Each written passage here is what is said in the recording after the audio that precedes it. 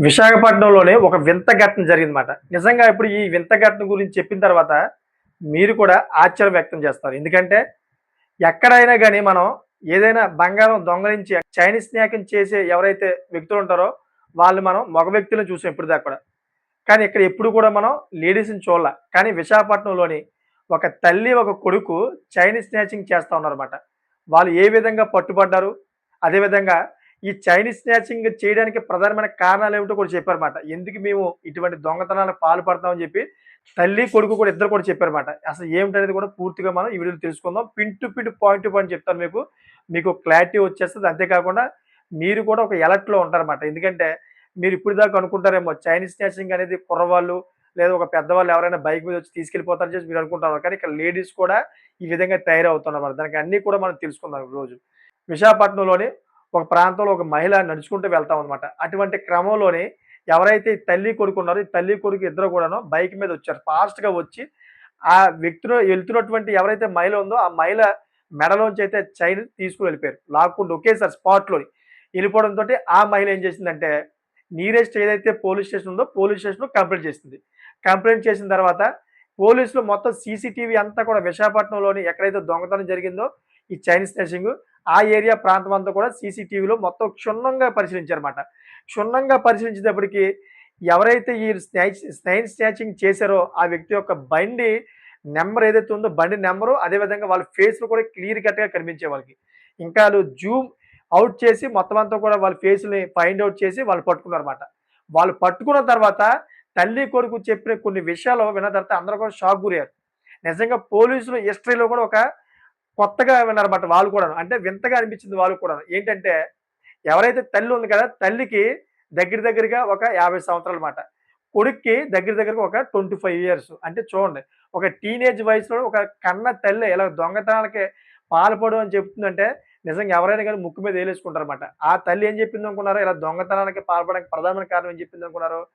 ఆవిడంట కొన్ని వ్యాపారం చేస్తూ ఆ వ్యాపారంలోని విపరీతంగా నష్టపోయిందంట. సో, నష్టపోయింది కాబట్టి అదంతా కూడా ఆ నష్టాన్నంతా కూడా సర్దుకోవాలని చెప్పేసి నా కొడుకు నేను కూడా ఈ విధంగా చేస్తాం అని చెప్పేసి ఆ తల్లి చెప్పింది. చూడండి ఒకసారి ఒకేసారి అందరూ కూడా షాక్ గురైపోయారన్నమాట. ఎక్కడైనా గాని వ్యాపారంలోని నష్టపోతే గనక సొంత కొడుకుని ఈ విధంగా దొంగతనాలకే చేయమని చెప్పేసి ప్రోత్సహిస్తారా? ఎక్కడైనా మీరు విన్నారా అసల? ఎందుకంటే తన భవిష్యత్తు పాడైపోద్ది. ఒకసారి ఆలోచించండి. కానీ ఈ తల్లి మాత్రం తన కొడుకుని నువ్వు దొంగతనం చెయ్యాలి. నీతో పాటుగా నేను కూడా ఉంటా అని చెప్పేసి ప్రోత్సహించి ఇద్దరు కూడా కలిపి దొంగతనం చేస్తా ఉన్నారన్నమాట. ఎక్కడైతే మహిళలు ఒంటరిగా వెళ్తా ఉంటారో అటువంటి ప్రాంతాల్లోని వీళ్ళిద్దరూ కూడా వెళ్ళడం, స్లోగా నడుస్తున్న మహిళలని చూడడం, అక్కడ వాళ్ళ యొక్క బంగారు చైన్‌లన్నీ కూడా ఒకేసారి లాగి అక్కడి నుంచి ఎస్కేప్ అయిపోవడం ఇటువంటి పనులు చేస్తా ఉన్నారంట. సో, వీళ్ళిద్దరిని కూడా కస్టడీలోకి తీసుకున్న తర్వాత ఈ తల్లి చెప్పిన కారణాలు విని పోలీసులందరూ కూడా షాక్ గురయ్యారు. వాళ్ళు కూడాను ఏంటమ్మా ఇదేం పని? కొడుక్కెవరైనా గాని ఈ విధంగా నేర్పిస్తారా? నీకు ఒకవేళ నష్టమొస్తే గనక ఏదైనా పని చేసుకోవాలి. లేకపోతే నీ కొడుక్కి ఏదైనా ఒక మంచి పని చెప్పి ఆ పనికి పంపించాలి గాని, ఇటువంటి తప్పుడు చెప్పేవేంటమ్మా? ఇటువంటి దొంగతనాలకు పాల్పడని చెప్పేవేంటమ్మా? అని చెప్పేసి పోలీసులు కూడా ఆవిడని తిట్టారంట. మరి కరెక్ట్ కాదు కదా! ఏ తల్లి అయినా గాని సొంత కొడుకు భవిష్యత్తును పాడు చేసుకోవాలనుకోదు. కానీ ఈ తల్లి మాత్రం సొంత కొడుకు భవిష్యత్తుని పాడు చేయాలని ప్లానింగ్ ఏసిందన్నమాట. సో, ఎప్పుడైతే వాళ్ళు పట్టుకున్నారో వాళ్ళ దగ్గర ఒక 2 చైన్‌లు బంగారపు చైన్‌లున్నాయంట. అది కూడాను దగ్గర ఒక 40, 50 గ్రాముల దాకా ఉంటాయంట 2 చైన్‌లు కూడాను. చూడండి ఒకసారి. అంటే ప్రజల దగ్గర నుంచి ఏదో విధంగా సొమ్మును క్యాష్ చేసుకుందాం. మా యొక్క లాస్‌లు ఏవైతే ఉన్నాయో వ్యాపారం లాస్ అయిపోయాం కదా! ఈ లాస్ అయింతా కూడా మనం కవర్ చేసేద్దాం. మనం హ్యాపీగా ఉందాం. మిగతా వాళ్ళందరూ కూడా ఏడ్చి చచ్చిపోయినా పర్లేదన్నమాట. ఈ విధంగా తయారవుతున్నారు నేటి సొసైటీలో. అంటే అడ్డదారులతోటి డబ్బు సంపాదించేద్దాం. మనం హ్యాపీగా ఉందాం. ఎవరు ఎలా పోయినా పర్లేదన్నమాట. ఈ మైండ్ సెట్ తోటైతే చాలా మంది జీవిస్తా ఉన్నారు. అటువంటి వ్యక్తులందరూ కూడా నాకు తెలిసి మటుకు సమాజంలోని సోమరిపోతు ఎదవలమాట. నేను 100% చెప్తున్నాను. ఎందుకంటే ఎవరైతే ఈ విధమైన ఆలోచనలు ఉంటాయో అటువంటి అందరూ కూడా సోమరిపోతు ఎదవలే. ఎందుకంటే వాళ్ళు పని చేయలేరు. బయటికెళ్ళి కష్టపడలేరు. ఇంట్లో కూర్చొనే తాతీగా చక్కగా 3 పూటలు కూడా భోజనం చేసేసి చక్కగా టీవీ ఎదురుంగా టీవీ చూసుకొని ఇంట్లో కాలక్షేపం చేసుకొని అలా ఉంటారన్నమాట. అంటే ప్రజల నుంచి సొమ్ము దెబ్బేసి కాలక్షేపం చేస్తారన్నమాట. పనిలోకి వెళ్ళరు. ఈళ్ళందరూ కూడా సోమరిపోతులుగా వస్తారు కదా! అందుకనే సోమరిపోతు ఎదవలని చెప్పారన్నమాట. ఎవరైతే ఈ విధంగా సోమరిపోతుతనానికి అలవాటు పడతారో ఆ వ్యక్తులే అడ్డదారిగా షార్ట్ కట్‌లో అయితే డబ్బులు సంపాదించాలని చెప్పేసి ఎక్కువగా ప్రయత్నాలు చేస్తారు. నాకు తెలిసిన మట్టుకైతే.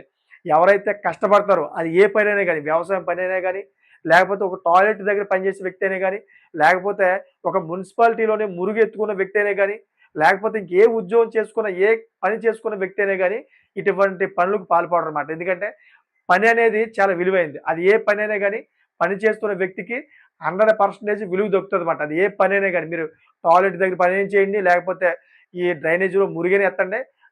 ఏ పని చేసినా గానీ, ఆ వ్యక్తికి మనం చాలా విలువిస్తామన్నమాట. కానీ ఈ విధంగా సోమరిపోతుతనంగా ఇంట్లో ఉండి, షార్ట్ కట్‌లో డబ్బులు సంపాదించేయాలి. ఎవరి దగ్గరైనా దొంగతనం చేసి, చైన్ స్నాకింగ్ చేసి, ఆ డబ్బులన్నీ కూడా మనం ఎంజాయ్ చేయాలి. వేరే పని ఏది చేయకూడదని ఆలోచిస్తున్నారు చూసారా? ఇటువంటి వ్యక్తులు నాకు తెలిసిన మట్టుకైతే సమాజానికి చీడపురుగులు. నాకు తెలిసిన మట్టుకైతే భూమికి భారం ఇటువంటి వ్యక్తులు. ఎందుకంటే ఎవరిదైతే చైన్‌లు గట్టా పోయాయో వాళ్ళందరూ కూడా కష్టపడితే కదా వచ్చినియి కదా వాళ్ళు.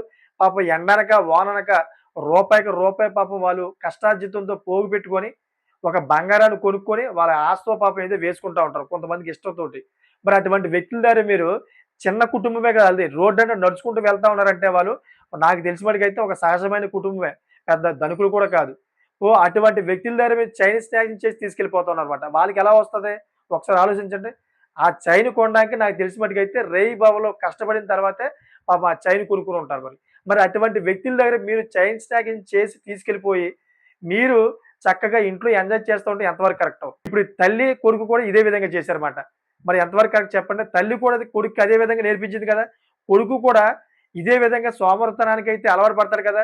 ఎప్పుడైతే ఈ బంగారం ఉందో, ఈ బంగారాన్ని అమ్మేసుకుంటారు ఎవరి దగ్గరికి వెళ్లి. అమ్మేసుకున్న తర్వాత డబ్బులొస్తాయి. ఈ డబ్బులన్నీ కూడా ఎంజాయ్ చేస్తారు. ఫుల్లుగా తింటారు. ఏ పనికి ఎళ్ళరు. ఇంట్లో కూర్చొని తింటారు. ఎప్పుడైతే అయిపోద్దో, ఆ తర్వాత కొడుకు మళ్ళీ ఇదే పని చేస్తాడు కదా! నువ్వు నీ దగ్గర వ్యాపారం ఏదైతే ఉందో, వ్యాపారం అంతా కూడా నష్టం వచ్చింది. అందుకే మేము ఈ చైన్ స్నాచింగ్ చేస్తున్నాము. ఆ నష్టం అంతా కూడా తీర్చడానికి అని చెప్తున్నాం. కానీ ఆ నష్టం తీరిపోయిన తర్వాత వేరే పనికి వెళ్ళడు కదా నీ కొడుకు. నీ కొడుక్కి అలవాటు చేసేసావు కాబట్టి వాడేం చేస్తాడంటే తర్వాత కంచి కూడాను చైనీస్ స్నాచింగే చేస్తాడనమాట. ఇంక వేరే పనికి వెళ్ళడు. ఆడికి అలవాటు అయిపోద్ది. కష్టపడకంటే నాకు డబ్బులొచ్చేస్తున్నాయని చెప్పేసి ఒక అలవాటుగా అయిపోద్దన్నమాట. దొంగతనం చేస్తే చాలు డబ్బులొచ్చేస్తాయని చెప్పేసి చాలా పేద కుటుంబాలు, చాలా పేద వ్యక్తుల దగ్గర ఏదైతే బంగారం చైన్‌లుంటాయో, ఆ చైన్‌లు గట్రా లాక్కొని శుభ్రంగా ఎళ్లి ఎంజాయ్ చేస్తారన్నమాట. ఈ విధంగా అయితే నువ్వు నీ కొడుక్కి తయారు చేసావు. ఇది కరెక్ట్ కాదు. అందుకనే ఒక విచిత్రమైన ఘటన అన్నాను. ఒక వింత ఘటన అన్నమాట. ఇది విశాఖపట్నంలో సంభవించింది. పోలీసులు కూడా షాక్ గురయ్యారన్నమాట. ఒక తల్లి కొడుక్కి ఈ విధంగా నేర్పించడం ఏంట్రా బాబు అని. సో, ఈ వీడియో చేయడానికి ప్రధానమైన కారణం ఉంది. అదేంటంటే చాలామంది కొన్ని తప్పుడు వేస్ ఎంచుకోవడం వల్ల కొన్ని నష్టాలకి పాలవుతున్నారన్నమాట. ఎందుకంటే చాలా తొందరగానే డబ్బులు సంపాదిద్దామని లైఫ్‌లో చాలా తొందరగా డెవలప్ అవ్వాలని చెప్పే ఆలోచనలతోటి కొన్ని కొన్ని వ్యాపారాలు చేస్తా ఉంటారు. ఆ వ్యాపారాల మీద అవగాహన ఉండదు కొంతమందికి. ఆ అవగాహన లేకపోవడం వల్ల నష్టం వచ్చేస్తదన్నమాట. ఎందుకంటే ఎవరిని అడగరు వాళ్ళు. ఈ వ్యాపారం పెడితే ఈ వ్యాపారం సక్సెస్ అవుద్దా లేదా అని చెప్పేసి ఎవరిని అడగకుండా వాళ్ళ సొంత ఆలోచనలతో అయితే ఇటువంటి వ్యాపారాలు పెడతా ఉంటారు. సపోజ్ ఎగ్జాంపుల్‌గా ఒకసారి నేను ఒక మాట చెప్తానన్నమాట. ఏంటంటే మీ ఊర్లోనే మీరు షాప్ ఏదైనా పెట్టారండి. మామూలుగానే ఏదైనా వ్యాపారం పెట్టారు. సేమ్ అటువంటి షాపే వేరే ప్లేస్‌లో కూడా ఉంది. మరి దాన్ని గమనించకుండా మీరు ఈ షాప్ పెట్టారనుకో మీ షాప్ దగ్గరికొస్తారా? రారు కదా! ఎందుకంటే ఆల్రెడీ ఆ షాప్ దగ్గర అలవాటు పడిపోయి ఉన్నారు. ఆ టేస్ట్‌కి అలవాటు పడిపోయి ఉన్నారు. వాళ్ళకి ఖాతాలన్నీ కూడా ఫిక్స్ అయిపోయి ఉన్నాయి. మీరు పెట్టారనుకోండి మీ దగ్గరికి ఎందుకొస్తారు? ఒకవేళ మీ దగ్గరికి రావాలంటే గనక ఎవరైతే ఉన్నారో వీళ్ళందరిని కూడా మీరు క్యాష్ చేసుకోవాలి. ఏ విధంగా? ఏదైతే మీరు అమ్ముతున్నారో ఆ ప్రొడక్ట్ మీద తక్కువ రేట్ ధరకే ఇవ్వాలి. అంతేకాకుండా మీ మంచితనంతో మీ ఖాతాలు పెంచుకోవాలి. ఎప్పుడైతే మీరు వ్యాపారం స్టార్ట్ చేస్తారో ఈ వ్యాపారంలోని దగ్గరగా ఒక 3, 4 సంవత్సరాల దాకా అయితే మీకు లాసులే వస్తాయన్నమాట. ఈ లాసుల్ని మీరు ఓపికగా భరిస్తూ ఈ 3, 4 సంవత్సరాల తర్వాత ప్రజలు మీ షాప్‌కి అలవాటు పడతారు. ఇలా ఎప్పుడైతే మీ షాప్‌కి అలవాటు పడతారో అప్పటి నుంచి లాభాలొస్తాయన్నమాట. ఈ 3, 4 సంవత్సరాలు మీరు ఏదైతే పోగొట్టుకున్నారో అదంతా కూడాను ఒక సంవత్సరంలో తెప్పించుకోవచ్చుమాట. ఈ విధంగా ఓపికగా ఉంటేనే మీకు ఈ వ్యాపారం అనేది సక్సెస్ అవుద్ది. అంతేకాకుండా మీరేదో వ్యాపారం పెట్టేసాం, ఒక 2 సంవత్సరాలు మొత్తం అంతా డబ్బులు పోయాయి, మా దగ్గర ఇంకేమీ లేదు అని చెప్పేసి పైకి చూసారనుకోండి, ఇటువంటి కార్యక్రమాలు చేశారనుకోండి లాస్ట్‌కి భవిష్యత్తు పోద్ది అందరిది కూడాను. ఎందుకంటే మీ దగ్గర తక్కువ డబ్బులున్నాయనుకోండి, తక్కువ డబ్బులతో మీరు దిగుతారు. వ్యాపారం చేస్తారు. ఆ వ్యాపారం అంతా కూడా నష్టమైపోద్ది. తర్వాత బయట అప్పులు తీసుకొస్తారు. అది కూడా నష్టమైపోద్ది. అంటే మీ దగ్గర తక్కువ డబ్బులుంటాయి. తక్కువ డబ్బులతోటి వ్యాపారంలో దిగడం వల్ల ఇటువంటి పరిస్థితులే బయటపడతాయన్నమాట. ఎవరి దగ్గరైతే ఎక్కువ డబ్బులుంటాయో వాళ్ళు తక్కువ డబ్బులతోటి వ్యాపారం స్టార్ట్ చేస్తారన్నమాట. ఎందుకంటే ఒక 3, 4 సంవత్సరాల దాకా లాస్‌లు వస్తా ఉంటాయి. వాళ్ళ దగ్గర ఎక్కువ డబ్బులుంటాయి కాబట్టి దాన్ని మేనేజ్ చేసుకుంటూ వెళ్తా ఉంటారు. ఇంకా ఐదో సంవత్సరం నుంచి వాళ్ళు సక్సెస్ రేట్‌లో పడేటప్పటికి ఏదైతే 3, 4 సంవత్సరాల నుంచి వాళ్ళకి నష్టం వచ్చిందో అదంతా కూడా రికవర్ చేసుకొని ఆ తర్వాత కాంచి వాళ్ళ వ్యాపారాన్ని కూడా కొంచెం పుషప్ చేస్తారన్నమాట. మనం ఇంకో విషయం మాట్లాడుకోవచ్చు. దీంట్లో ఏంటంటే ఎవరైతే మార్వాడీస్ ఉంటారో మార్వాడీస్ వ్యాపారం కూడా ఇదే విధంగా ఉంటదన్నమాట. వాళ్ళు నాకు తెలిసిన మటుకైతే దగ్గర దగ్గర ఒక 3 సంవత్సరాల దాకా వాళ్ళ షాప్‌లో ఏయైతే ఐటెమ్స్ ఉంటాయో అన్నిట్లి మీద కూడాను చాలా తక్కువ రేట్‌కైతే ప్రజలకు అమ్ముతూ ఉంటారన్నమాట. ఎందుకంటే తక్కువ రేట్‌కి అమ్మడం వల్ల ఆ షాపు అలవాటు అవుతూ ఉంటది. 3 సంవత్సరాల దాకైతే వాళ్ళకి పెద్దగా లాభాలేం రావు. నాకు తెలిసిన మట్టుకు ఎంతో కొంత నష్టాలు కూడా వస్తా ఉంటాయి. దాన్ని భరిస్తా ఉంటారన్నమాట. కొద్దిగా ఆ షాపు, ఆ వ్యాపారం ఏదైతే ఉందో ప్రజల్లోకి తీసుకెళ్తారన్నమాట. ఇలాగ 3 సంవత్సరాల్లో ప్రజల్లోకి వెళ్ళిపోద్ది ఆ షాపు. ఖాతాలు పెరిగిపోతా ఉంటాయి. ఇంకా ఇటువంటి క్రమంలోనే ఒకేసారి వాళ్ళ యొక్క ప్రొడక్ట్ ఏదైతే ఉందో దాన్ని ఇంకా పెంచుతారు. పెంచి కొంచెం రేట్ పెంచుతారన్నమాట. ఎప్పుడైతే ఆళ్ళు పెంచుతారో 3 సంవత్సరాల్లో పోయిన ఏదైతే సొమ్ముందో అది ఒక సంవత్సరంలో మొత్తం లాగుతారన్నమాట.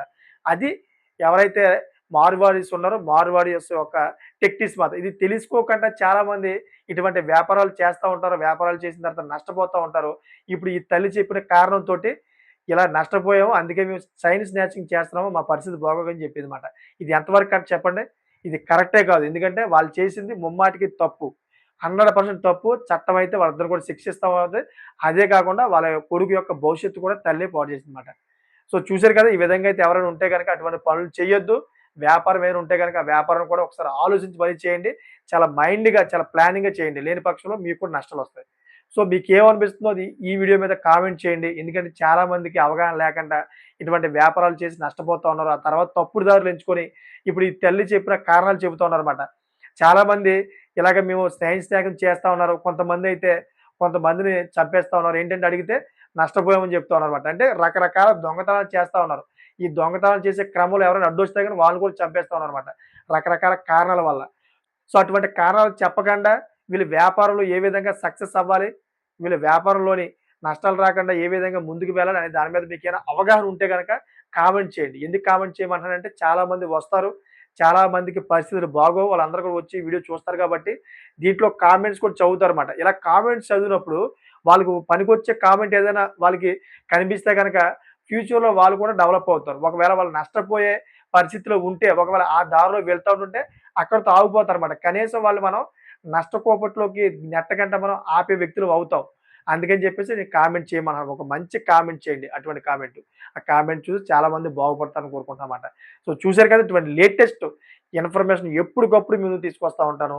దయచేసి నా ఛానెల్ సబ్స్క్రైబ్ చేసుకొని నన్ను సపోర్ట్ చేస్తారని కోరుతున్నానన్నమాట. Thank for watching friends.